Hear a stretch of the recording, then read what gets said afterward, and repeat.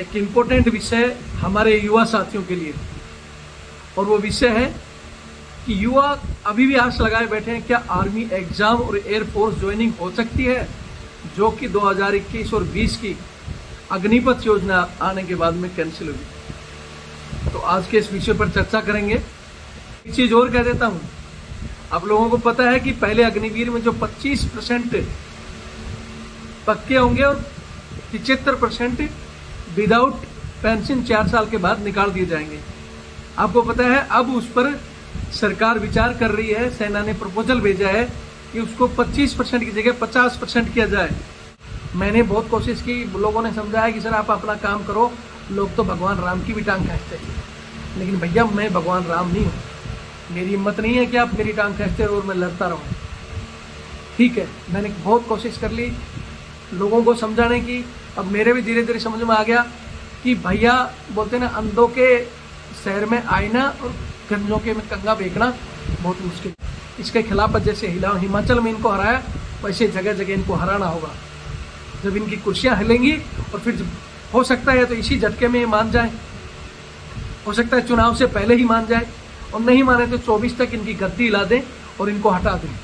इसमें हो सकता है कि आप लोगों की ये पुरानी भर्ती, अगर 5 राज्यों में हम आते हैं तो मैं कह रहा हूँ कि 90% चांस है कि आपकी सारी मांगें मान ली जाए। 24 तक आते आते 100% आपकी मान ली जाए, लेकिन हो सकता है इनको हरा नहीं। जय हिंद, जय भारत, वंदे मातरम। मैं रविंद्र फौजी आज इस वीडियो के माध्यम से मैं देश की जनता और मेरे युवा साथियों को एक संदेश देना चाहता हूं।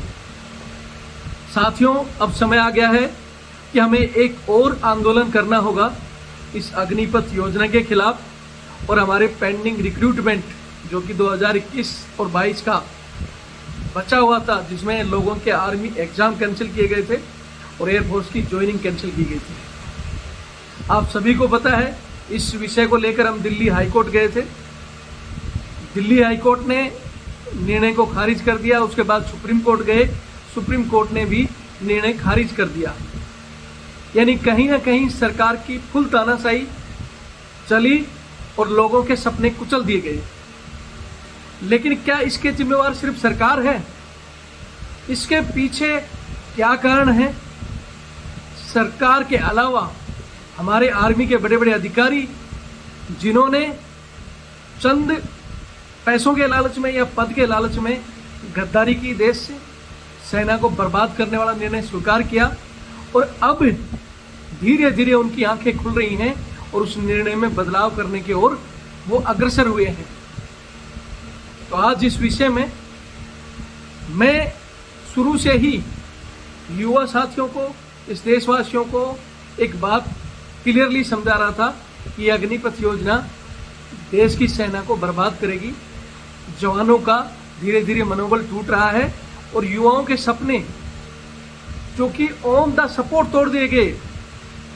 7000 एयरफोर्स के फिट कैंडिडेट, जिनका सब कुछ हो चुका था, जिन्हें सिर्फ ड्यू टू कोरोना रीजन बताकर वेटिंग में रखा गया था कि आपको बुलाएंगे, और एकदम कैंसिल कर दिया गया। 1.5 लाख वो युवा जो जिनका सिर्फ आर्मी एग्जाम बाकी था, और जिनको ये कहा जा रहा था कि ड्यू टू कोरोना आपके एग्जाम होंगे, ये माननीय रक्षा मंत्री तक ने भरी सभा में कहा था। और फिर एकाएक सब कि हम तो अग्निपथ स्कीम ला रहे हैं और पहले की सभी भर्तियां कैंसिल। और योजना कैसी बनाई कि 25% हम रखेंगे और 75% को हम बाहर कर देंगे। विदेश की तर्ज पर यह योजना बनाई गई। बोलते हैं बाहर देश में, उसमें है, इसमें है, लेकिन शायद ये पता नहीं कि हिंदुस्तान की जो स्थिति है, परिस्थितियां हैं, उसको और बाहर के देशों की परिस्थितियों को आप समझोगे तो ये योजना यहाँ किसी भी प्रकार नहीं चल सकती। दूसरी, बाहर के देशों में जो नेताओं में, अधिकारियों में जो ईमानदारी है, उसकी अपेक्षा हमारे यहाँ बोलते हैं ना 100 में से 80 बेईमान, फिर भी मेरा देश महान। यहाँ नेता अधिकारी 50% बजट को ऐसे डकार जाते हैं, चाहे वो रक्षा सौदे हो, चाहे वो देश के किसी भी हिस्से में विकास का काम हो, 50% तो खा दिया जाता है। यहाँ बचे हुए 50% में जो काम चल रहा है, और अगर ये स्कीम आई और धीरे धीरे, मैंने यहाँ तक कि एक इतना जोर, एक ऐसा वीडियो बनाया था जिसमें कहा था कि मेरा देश हार जाएगा। एक सैनिक को ये शब्द बोलने में आपको पता होगा कि मेरा दिल रोया था। मेरे को बहुत से साथियों ने कहा कि यार ये ठीक नहीं है आपको ऐसी भाषा बोलना, लेकिन बाकी कायरों की तरह अगर रविंद्र फौजी भी मुंह बंद कर रखेगा तो इसका मतलब मैं सैनिक नहीं हूँ, मैं मेरा धर्म नहीं निभा रहा हूँ। किसी पार्टी किसी लीडर के बहकाव में आकर या किसी को देखकर कि मैं मोदी जी का विरोध नहीं करूँगा, वो कर रहे हैं जो अच्छा कर रहे हैं, ये धर्म नहीं है मेरा। मैं एक क्षत्रिय हूँ जन्म से भी, और सेना में रहकर कर्म से भी क्षत्रिय। बहुत से लोग जो सोचते हैं कि हमने राजपूत परिवार में जन्म ले लिया तो हम क्षत्रिय बन गए। क्षत्रिय पहले भी वो थे जो देश के लिए लड़ते मरते थे। आज हर एक वो इंसान क्षत्रिय है जो सेना में जा रहा है, लेकिन उनमें से कुछ एक तो ऐसे कायर हैं जो सिर्फ बूट पॉलिश, कुत्ता घुमाना, मैडमों बच्चों की टट्टियां साफ करके और दिल्ली में रहते हैं। लाखों ऐसे हिजड़े सैनिक हैं, वो क्या लड़ेंगे। पहले ही हमारी सेना इस कारण कमजोर थी। 50% इनके अय्यासियों में कोई किट्टी पार्टी, कोई वेटरगिरी कर रहा है, कोई इनकी बच्चे की पार्टियों में 50% सेना को तो इन्होंने पहले ही बिजी कर रखा था। और अभी एक और स्कीम आ गई जिसमें बाकी धीरे धीरे सैनिक ही खत्म हो जाएंगे। लेकिन ये चीज़ें हमारे उन लोगों को समझ में नहीं आ रही। वो हमारी OROP में पेंशन बढ़ा दो, ये पेंशन कर दो, वो कर दो। अरे धीरे धीरे तुम्हारी पेंशन बंद करने का ये स्कीम जो मोदी सरकार ला रही है वो तुम्हें समय आने में पता चलेगा। लेकिन मैं शुरू से और अंत तक मैं लड़ता रहा। यहाँ मैंने शुरू में ही अपनी वीडियो में बताया था कि मैं किसके लिए लड़ता हूँ। मैं एक सैनिक हूँ, मेरे लिए देश सबसे पहले है। मैं आज भी अगर पेंशन ले रहा हूँ, इस देश का नमक खा रहा हूँ, तो मेरे लिए देश सर्वोपरि है। तो 120 करोड़ और इस भारत देश की सरजमी के लिए हजारों लोग अगर मरते हैं, नुकसान होता है, तो उससे कोई फर्क नहीं पड़ता। लेकिन अगर देश को नुकसान होता है तो उससे मेरे को फर्क पड़ता है। और इसीलिए मैंने शुरू से इस योजना के खिलाफ मोर्चा खोल कर रखा। युवाओं को भी मैंने समझाया, उनको मैंने कहा कि आप अग्निपथ योजना के लिए लड़ाई लड़ोगे तो देश भी आपका साथ देगा। और अगर अग्निपथ में बदलाव होता है तो ऑटोमेटिक आपका एग्जाम और ज्वाइनिंग होगी।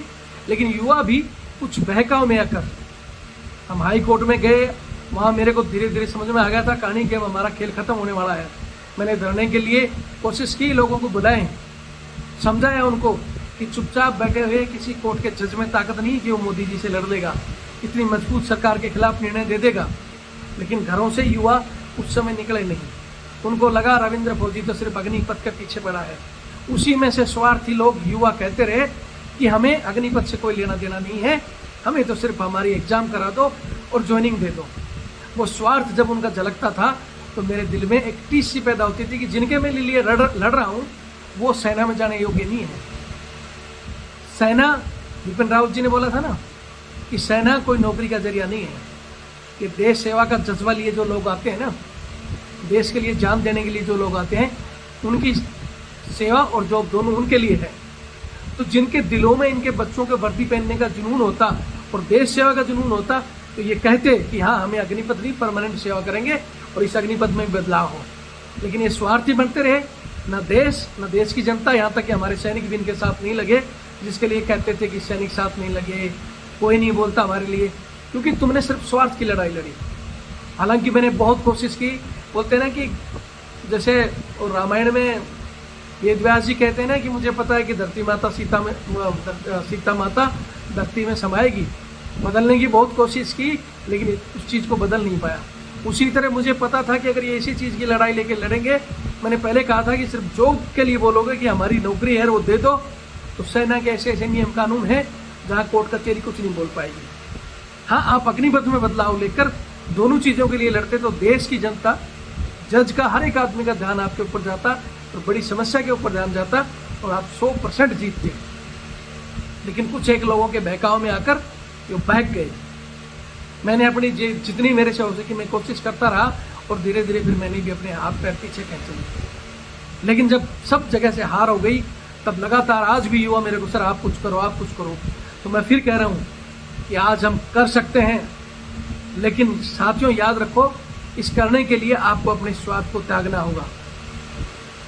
अगर आपको वास्तव में, बोलते हैं ना कि कुछ लोग ऐसे होते हैं जो वर्दी पहनकर सेवा करते हैं, कुछ लोग ये होते हैं उनके दिनों में एक जुनून होता है, पीछे वर्दी मिले, एक दिन के लिए मिले, बस देश के लिए कुर्बान हो जाऊं, देश के लिए जीऊं और मरूं। तो मैं उन साथियों को चाहता हूं कि वो मेरे साथ आएँ।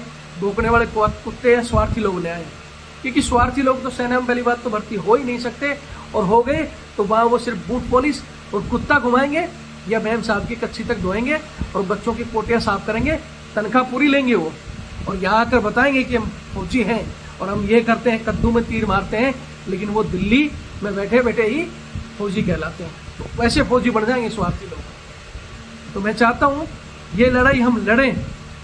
मैं यहाँ ये नहीं कह सकता कि हम 100% जीतेंगे, लेकिन आपका एक मकसद, बोलते हैं बिना सैनिक बने भी देश की सेवा हो सकती है, वो जुनून आपका कि देश के लिए हम लड़ेंगे, आंदोलन करेंगे और उस आंदोलन में कम से कम इस अग्निपथ में हम बदलाव कराएंगे। मैंने शुरू से कहा था कि अगर जैसे करना है तो 50-50%, 50% परमानेंट भर्ती और 50% अग्निवीर जो ओवरेज होते हैं, जो अपनी मर्जी से जाना चाहते हैं जाएं और वो छोड़ के आ जाएं, तो हमें कोई दिक्कत नहीं। लेकिन 50% कम से कम सेना, क्योंकि ऑलरेडी आज भी 50% का हमारी, बाकी तो कुत्ते घुमाने में लगे हुए हैं। तो 50% जो वास्तव में लड़ाई लड़ने पर देश के काम आए, तो उस पर सरकार ने आज हमारी कड़ी बातों पर प्रपोजल तो दे दिया है। और ये प्रपोजल सरकार का नहीं है, क्योंकि मोदी जी हर समय ही ये करते हैं। किसान आंदोलन में भी यूपी चुनाव में सारे काले कानून खत्म किए और जीत लिया। आज भी ये 50% की बात कर रहे हैं। हो सकता है अभी 5 राज्यों में चुनाव है, 50% की बात हो रही है, हो सकता है 24 में इतना दबाव पड़ेगा इनकी कुर्सियाँ जब हिलेंगी तो ये 100% स्वीकार कर लेंगे और सेना यथावत हो जाएगी। लेकिन बीच में मारे जाएंगे ये लाखों युवा, उनके माँ बाप जिन्होंने कर्ज ले लेकर इनको पढ़ाया था। मैं उन लोगों से कहना चाहता हूँ कि अगर आपको इस देश के नाम पर कुछ करना है तो आओ, हम तैयार कर रहे हैं प्रपोजल जल्दी ही कि कब आंदोलन होगा इन 5 राज्यों में जहाँ जहाँ चुनाव है, क्योंकि हमने राजी सब कुछ करके देख लिया। इस हठधर्मी सरकार पर इन पर कोई फर्क नहीं पड़ेगा। तो अब इनको इन्हीं की भाषा में समझाने के लिए इन राज्यों में जहाँ जहाँ चुनाव है इसके खिलाफ, जैसे हिमाचल में इनको हराया वैसे जगह जगह इनको हराना होगा। जब इनकी कुर्सियाँ हिलेंगी और फिर हो सकता है तो इसी झटके में ये मान जाए, हो सकता है चुनाव से पहले ही मान जाए, और नहीं माने तो 24 तक इनकी गद्दी हिला दें और इनको हटा दें। इसमें हो सकता है कि आप लोगों की ये पुरानी भर्ती, अगर 5 राज्यों में हम आते हैं तो मैं कह रहा हूँ कि 90% चांस है कि आपकी सारी मांगें मान ली जाए। 24 तक आते आते 100% आपकी मान ली जाए, लेकिन हो सकता है हम इनको हरा नहीं पाए, इनको डाउन करें तो कुछ मांगे हमारी मान ली जाए। 24 तक आते आते ये हारे या त्रिशंकु सरकार बन जाए, लेकिन इनको झटका लगे तो कम से कम सेना का रवैया ये ठीक कर दें। हो सकता है कि आप लोगों की मांगे या नहीं माने, लेकिन सिर्फ चांस हैं। अगर मानते हैं तो आपको जॉब भी मिलेगा, आपके सपने भी पूरे होंगे और देश के लिए भी ठीक होगा। हो सकता है आपकी मान नहीं मांगे ये, आपको जॉब ना मिले, लेकिन इस लड़ाई से आपके अंदर की जो ज्वालामुखी, आपके माँ बाप के सपने जो तोड़े हैं, कम से कम इन नेताओं को, इनके सांसद को, MP MLA को, जितने लोगों के अग्निवीर बना सकते हो बनाओ, ताकि आपकी ज्वालामुखी अंदर की आग ठंडी हो सकता है इस हिसाब से हारें, त्रिशंकु 24 में जाकर सेना को ठीक कर लें। आपकी बोलते हैं बहुत चिल हुआ, हम तो 25 के हो गए, 26 के हो गए, अरे 25, 26, 30 के हो गए हो तुम। हो सकता है तुम्हारा ना हो, लेकिन कुछ लोगों का हो जाए, या कुछ का भी ना हो, लेकिन देश का भविष्य सुधर जाए, तो आपके दिल में एक संतुष्टि होगी कि मैं सैनिक नहीं हूँ, मैंने वर्दी नहीं पहनी, लेकिन इस देश के लिए लड़ा। भगत सिंह, सुभाष चंद्र बोस आज़ाद वो प्रधानमंत्री नहीं बने, MP MLA नहीं बने, लेकिन लोगों के दिलों में राज कर रहे हैं। तो कम से कम आपके आत्मा में शांति होगी कि हम लड़े तो सही हमारे हक के लिए या हमारी अगली पीढ़ी के लिए। अगर आज चुप बैठे रहे तो हो सकता है अगली पीढ़ियों में ऐसे और निर्णय ठोक के जाएंगे। आने वाले भविष्य में पैरामिलिट्री, SSB, पता नहीं किस किस के एग्जाम रद्द कर दिए जाएंगे, पुलिस फोर्स को भी इसी तरह झोंक दिया जाएगा। सिर्फ राज करेंगे अफसर और उनके बच्चे, और नेता और उनके बच्चे, और आप लोग और हम लोग यूं ही मरते रहेंगे, क्योंकि हमारी आदत है, ना हमारे पास पैसा है ना और कुछ है, मजबूरी में हम दूसरे जॉब में कहीं भी पिस जाएंगे, लड़ेंगे नहीं, फिर हमारी पीढ़ियाँ भी पिसेंगी। तो मैं आह्वान करता हूँ वो लोग, इसलिए मैंने शुरू में बताया था कि भौंकने वाले कुत्ते नहीं चाहिए मेरे को। फिर कहेंगे कि रविंद्र फौजी ने तो किया लेकिन कुछ नहीं हुआ, वो तो सिर्फ अग्निपथ का ही कर रहा है। मैं फिर कह रहा हूँ, मेरे लिए सबसे पहले है देश और देश की सेना मजबूत करना, और उसके लिए अग्निपथ का बदलना, अग्निपथ का हटना बहुत जरूरी है। हटे नहीं तो कम से कम इसमें बदलाव हो, 50 की जैसे 25 था 50% हो, इनकी मिनिमम पेंशन, इनको मेडिकल फैसिलिटीज़ के बारे में सोचा जाए, ताकि वो सैनिक भर्ती होने के बाद में पूरी नज़र दुश्मन पर रखे, पूरी नज़र देश की सुरक्षा पर रखे, ना कि उसकी आदि भविष्य की चिंता और वो ना लड़ पाए और फिर दुश्मन जैसे बाकी देशों की सेनाएं भागती हैं कमज़ोर होकर, उस तरह हमारा सैनिक नहीं भागे। मैं फिर कहता हूँ, ये बात करते हैं विकसित देशों की, तो वहाँ ईमानदार लोग हैं, इस तरह डकारने वाले नहीं हैं। वहाँ चेयरपर्सन की जो अधिकारी हैं, नेता हैं, उनकी कम है और ग्राउंड में काम करने वाले जवानों की सैलरी ज़्यादा है। लेकिन यहाँ तो हम यूएनओ में भी हमारी सेना जाती है तो वो पेमेंट बराबर देते हैं, लेकिन हिंदुस्तान के अफसर पहले उनसे साइन करा के दबा के ढका के तेरे को नहीं ले जाएंगे, तू ऐसे बोलेगा तो, और सबको साइन करा के अपने हिसाब से पेमेंट बांटते हैं। तो ये वो चीज़ें नहीं कर सकते, उनके लिए कोई अफसर नहीं बोलेगा।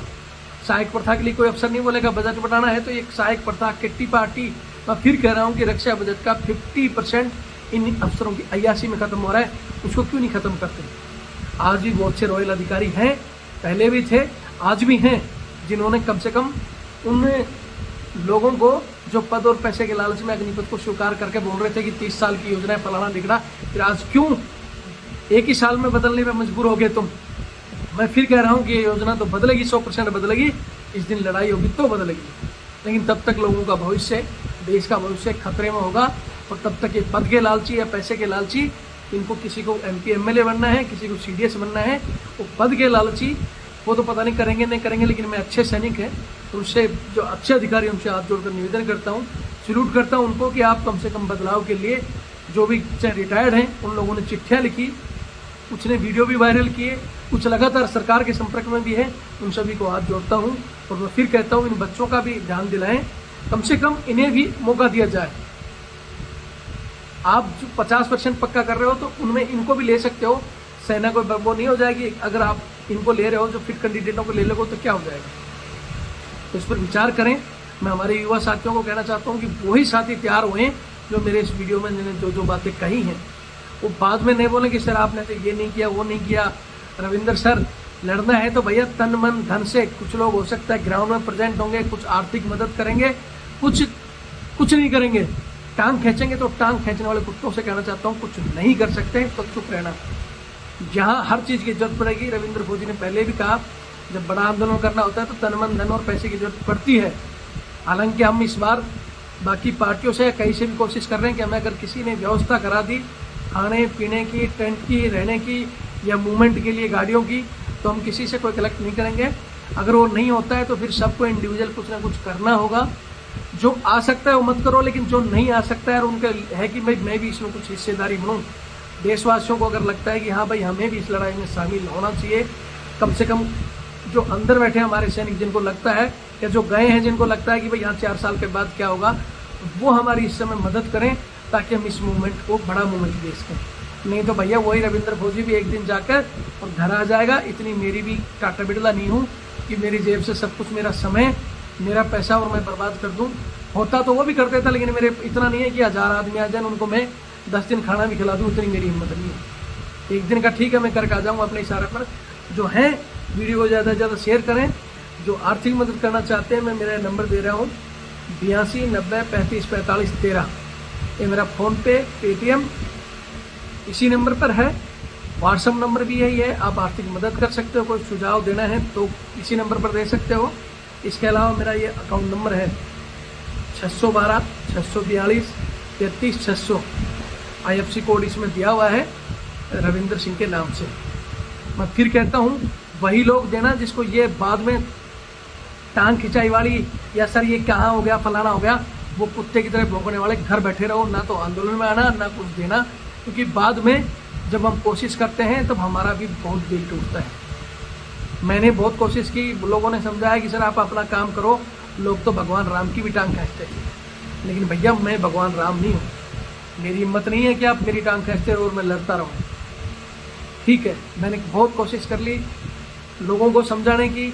अब मेरे भी धीरे धीरे समझ में आ गया कि भैया बोलते ना, अंधों के शहर में आईना और गंजों के में कंगा बेचना बहुत मुश्किल है। और मैं फिर कहता हूँ, टांग खिंचाई वाले या तो दूर रहें, या बाकी लोग जो सपोर्ट कर रहे हैं वो उनको जवाब दें। अन्यथा फिर जैसे जो भगवान करता है, किस्मत समझ कर चुप रहो। जो जॉब मिलती है मिलते रहो, देश का क्या होगा, कायरों की तरह चुप बैठे रहो, मत कुछ करो। मेरे से जो होता है अकेले से मैं कर रहा हूँ, मेरे कुछ साथी जो मेरे सपोर्ट में हैं, हम मिलकर जो हमारे से होगा हम करेंगे। फिर हमें ज्ञान मत करो। फिर कह रहा हूँ, एक ये नंबर जिनको सहयोग करना है उनके लिए है, कोई बिल्कुल खास रणनीति बनाना, ये नहीं रोज फोन कर करके आप सोच रहे हो कि रोज फोन करा, गुड मॉर्निंग लिख दिया, कैसे हो, क्या कर रहे हो, सब छोटा ये कर लो फलाना। जो चीज़ें मैं यहाँ बता देता हूँ या कमेंट्स में आप देख लेते हो, उसको रिपीट कर कर या फ़ोन कर करके उससे डिस्टर्ब करने से आंदोलन मजबूत नहीं होता है, बल्कि मेरी स्पीड और स्लो करते हो आप, तो वो ना करें। कोई ठोस सुझाव, आंदोलन कब से कब शुरू करेंगे मैंने बता दिया कि जो राज्यों के चुनाव आ रहे हैं उस चुनाव के आधार पर फालतू में हमारे अभी सैनिक बैठे हैं, 100 दिन हो गए बैठे हुए, सरकार पर जो भी नहीं रह गए। तो फालतू बैठना या सिर्फ एक दिन का ड्रामा दिखाने से सरकार पर रह नहीं रहेगी। अब इनको इन्हीं की भाषा में बोलते हैं, जैसी भाषा लातों के भूत बातों से नहीं समझते, संख्या, पावर और चुनाव, इनकी कुर्सी हिलानी पड़ेगी तो ही कुछ हो सकता है, और नहीं तो भैया आप लोग आराम से बैठे रहो, मुझे मेरा काम करने दो। मैं फिर कहता हूँ कि मेरा मकसद ये नहीं कि मैं सिर्फ आप लोगों के लिए लड़ूँ। बहुत से कहते हैं कि आप तो सिर्फ हमारे लिए, कुछ ऐसे भी लोग हैं जैसे एक आगरा से दोस्त हैं, उनके बच्चे की जब मैं आवाज़ उठाता जब तक बोलते थे, फिर बोलते सर आप वीडियो क्यों बनाते हो, अब तो भर्ती होनी नहीं है, मेरे बच्चे का तो उम्र ही निकल गया। मैं कोई आपके बच्चे के लिए नहीं लड़ रहा मर रहा, या आपको लगता है कि हम मेरे को एक बार 500 रुपये भेज दिए, वो मैं कोर्ट केस में लगा चुका हूँ, अब आप सोचते हो कि मैं आप उसी में सिर्फ वही करूँ बाकी छोड़ दूँ। मैं पिछले 5-7 साल से जवानों के लिए और इस देश के लिए और समस्याओं के लिए लड़ रहा हूँ। मैंने कॉमेडी के वीडियो बनाने के लिए नहीं चैनल खोला है, ठीक है। जरूरत पड़ती है कोर्ट केस के लिए या कोई आंदोलन के लिए, जब भी हम कहते हैं कि भाई जिसको हो सकता है आर्थिक सहायता करो, नहीं हो सकता है तो किसी इंडिविजुअल को फ़ोन कर नहीं कह सकता कि भाई धन्ना सिंह तुम 500 रुपये भेज देना, या वो सोचा कि 500 भेज के मैं, जब आपकी ज़रूरत होती है तो आपके लिए भी लड़ते हैं, तो दूसरों के लिए भी लड़ना सीखो। इस दुनिया में आए हो गधे की तरह सिर्फ अपना और अपने परिवार को, बोलते हैं जानवर भी पेट भरता है, दूसरों के लिए लड़ना और भगत सिंह बनना है तो अपने आप भी बनना सीखो, अपने घर में भगत सिंह बनाओ। ये नहीं कि दूसरों में ही लड़ता रहे, दूसरे ही मरते रहें और हमें घर बैठे कुछ मिले, तो मुश्किल है। अब वीडियो धीरे धीरे लंबा हो जाएगा। फिर सबसे बड़ी समस्या यह है कि ठाली बैठे लोग जिनके पास एक तुनका तोड़ने का काम नहीं है, वो भी ज्ञान बोलते हैं कि वीडियो बहुत लंबा है। तो भैया संघर्ष के लिए अपना पूरा समय, पता नहीं कितना ही समय लग जाता है, 100 साल लगे थे जब देश आज़ाद हुआ था, तो तुम सोचते हो कि चुटकी बजाएं और हमारा काम हो जाए, तो मुश्किल है। जिनके पास समय नहीं है वो फिर दूर रहे। वो फिर मैं कह रहा हूँ कि ना तो सैनिक बनने के लायक है, ना वो इस देश के काम आने के लायक है। वो अपना दूसरा जॉब पकड़ो, कहीं भी 5 स्टार में बैटरीगिरी करो, कोई कुक बनो, कोई इंजीनियर बनो, कुछ भी बनो वो आपके, लेकिन सैनिक बनने के लिए आपको बहुत समय, लड़ाई और हिम्मत सब चीज़ें रखनी पड़ेंगी। जय हिंद, जय भारत, वंदे मातरम।